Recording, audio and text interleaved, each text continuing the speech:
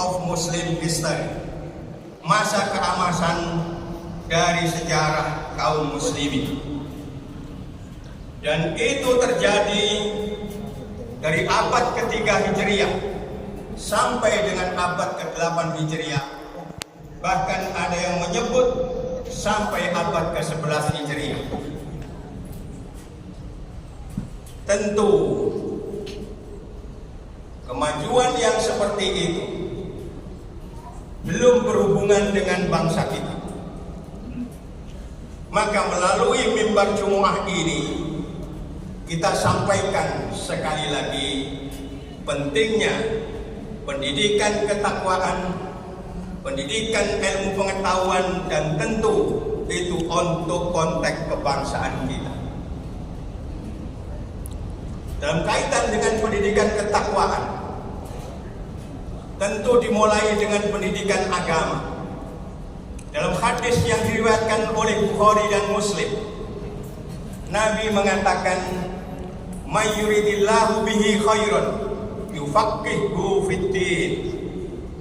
Barang siapa yang Allah kehendaki untuk menjadi baik, maka Allah berikan pemahaman yang sempurna terhadap agama, terhadap Islam.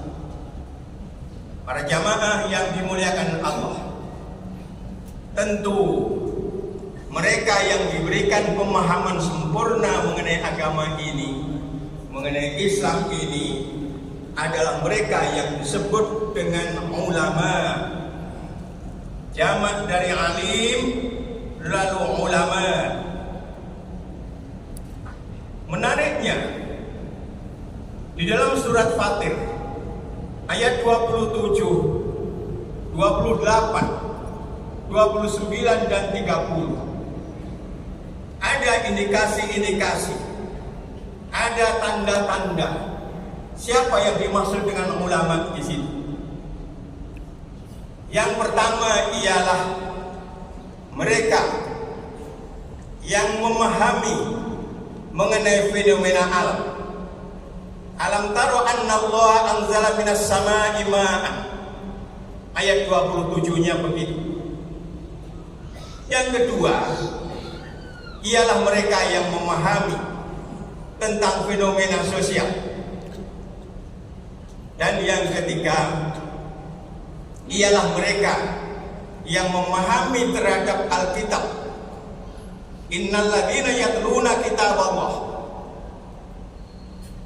Dan yang keempat, mereka yang senantiasa membangun hubungan baik dalam bentuk ibadah kepada Allah.